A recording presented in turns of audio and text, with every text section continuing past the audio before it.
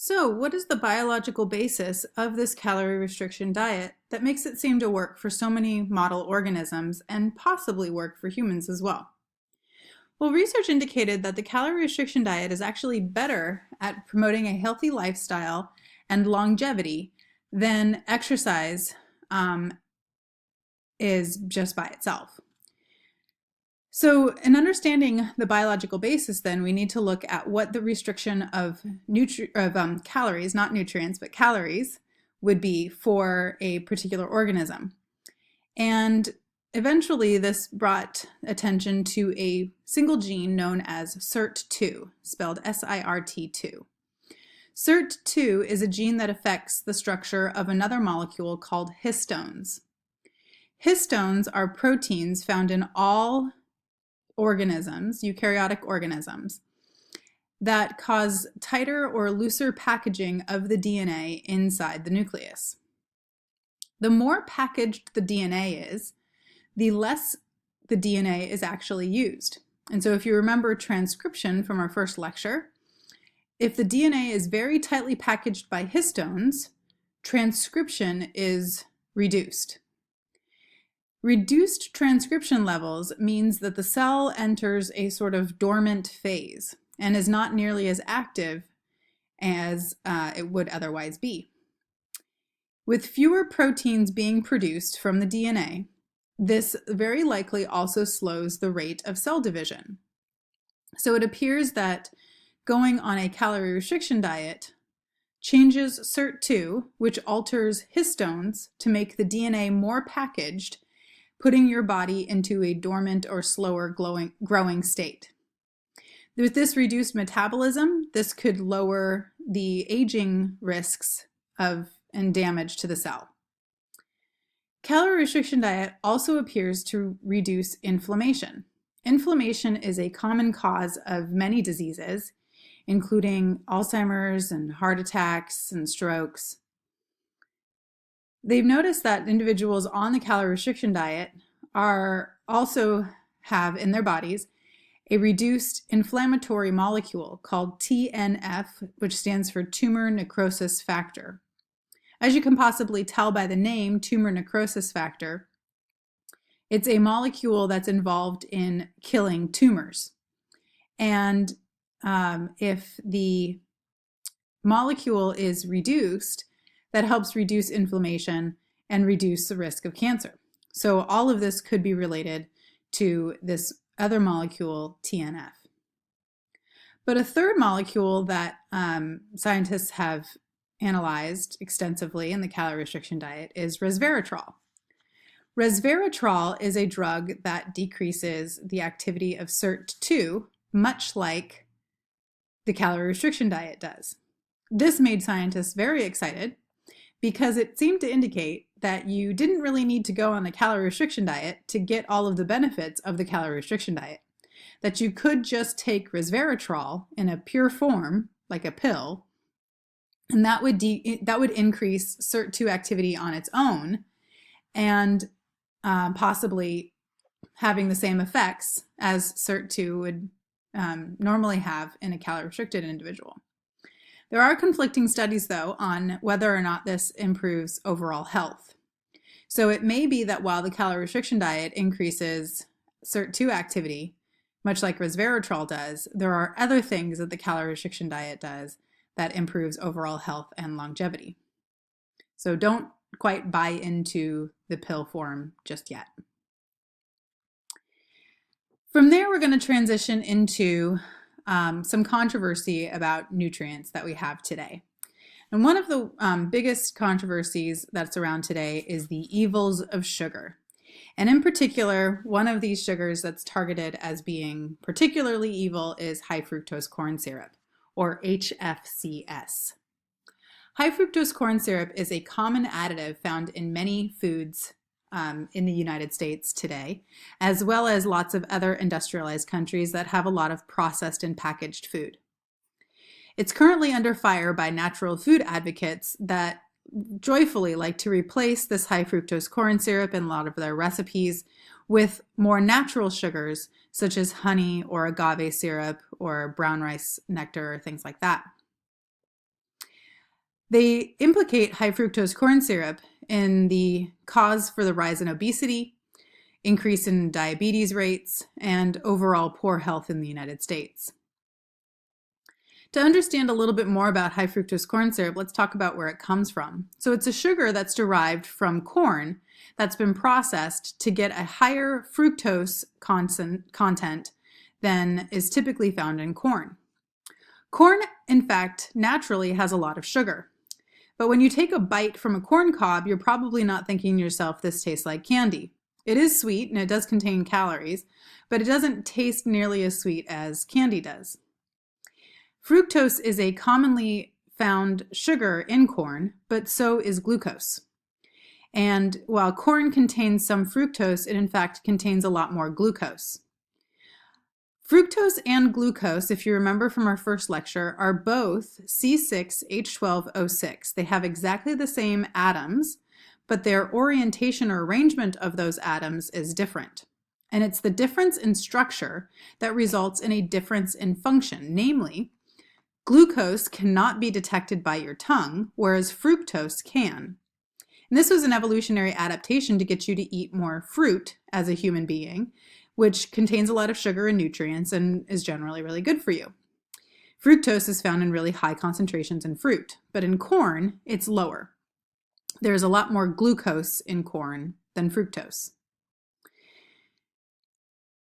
Natural corn syrup, or corn sugar, contains high glucose, low fructose ratios. Food processing manufacturers knew that it would contain a lot of sugar, but you wouldn't be able to taste it. It wouldn't taste sweet. One of the things that they also quickly discovered is that sugar, the taste of sweet sugar, is actually pretty addictive. And so to get you to consume more of their products, food processing companies decided to put more fructose in their products than glucose. Corn is subsidized by the US government, and so there's a lot of corn being grown in the United States for very cheap. It's a really cheap source of sugar. So what the food manufacturers did was took this cheap source of sugar, corn sugar, and removed some of the glucose so that it had a higher fructose concentration. With the higher fructose concentration, it made it taste sweeter to you, and thereby people bought more of these products with high fructose corn syrup in them.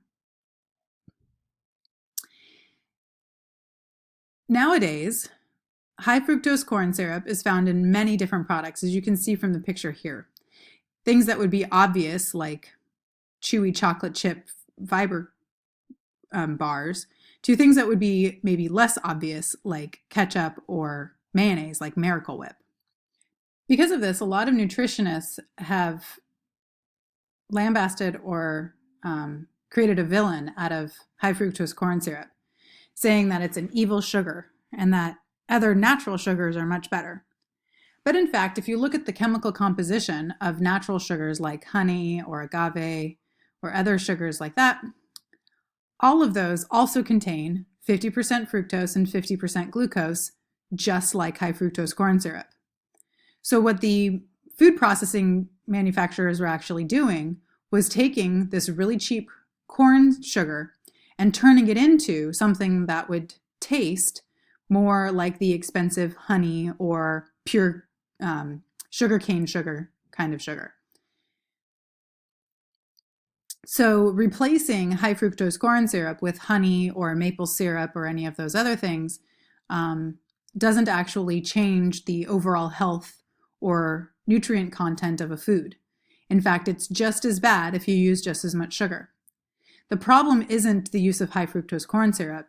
The problem is the use of sugar in general, and the fact that there's so much hidden sugar in so many different products. So buying a product that has honey or agave syrup or maple syrup instead of high fructose corn syrup just makes that product still just as bad for you. But because of this huge mission to say high fructose corn syrup is so bad, we did see the high fructose corn syrup consumption drop pretty dramatically starting around the year 2000. You can see that in this chart here, where the high fructose corn syrup production dropped. However, as you can see from the percentage of obese adults in the United States, it continued to rise and still rises today. And that's again because what we're seeing is that people are no longer eating high fructose corn syrup, but instead replacing it with other sugars. So they're still eating a lot of sugar, still eating a lot of calories, but not consuming it as high fructose corn syrup, but rather a more expensive, less sustainable version of something else. There is, in fact, no scientific evidence of any difference between high fructose corn syrup and other sugars. Any study that tries to compare high fructose corn syrup to other natural sugars indicates that there is no difference. However, there are plenty of studies indicating that high fructose corn syrup as a sugar or other sugars are less healthy. And so if you look at many studies indicating that eating a lot of sugar is an unhealthy source of nutrients. Now, what does this actually translate to with the amount of sugar that should be in your diet? Well, it turns out that the FDA currently recommends that you eat no more than 125 grams of total sugar per day if you're on a 2,000 calorie diet. Of course, women should eat a little bit less, at maybe like 100 grams of sugar per day. For an individual on a 2,000 calorie a day diet, this would equate to roughly 100 grams from natural sugars, which would come from fruit, dairy products like milk and cheese and so forth, and also carbs from vegetables like potatoes and yams, and only 25 grams of added sugar, which would come from honey or high fructose corn syrup or maple syrup or some of these others. However, there are international organizations that advocate for even less than what our US government's FDA recommends.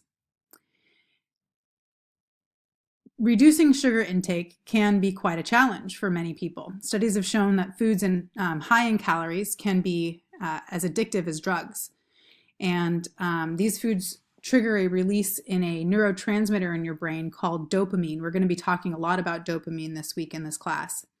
Dopamine is a neurotransmitter associated with addiction, and it's a neurotransmitter that's only released upon a certain behavior. So in particular, when we're talking about sugar consumption, it would be released in your brain only when you eat sugar or something sweet. And that dopamine release would be received by receptors in the brain and send a feeling of happiness or pleasure in your brain. And this leads to rewards when you engage in a certain behavior, like eat sugary foods, but also leads to behaviors like cravings when you don't eat the sugary foods and withdrawal symptoms when you haven't consumed them for a while.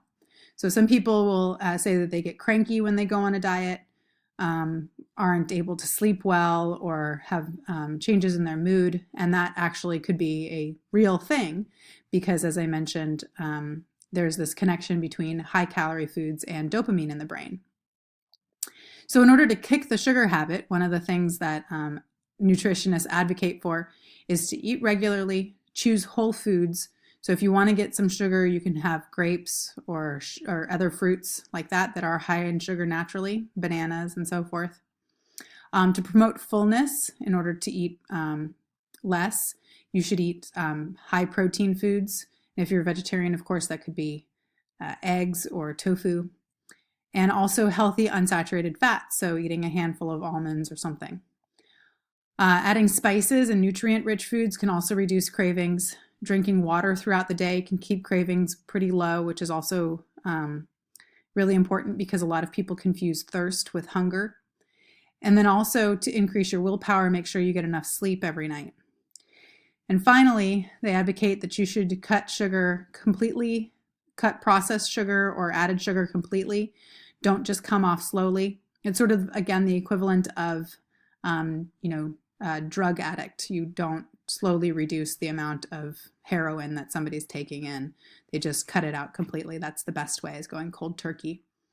And so sugar would include things like pastas, breads, and cereals, in addition to sweeter foods like candies, cookies, cake, and ice cream.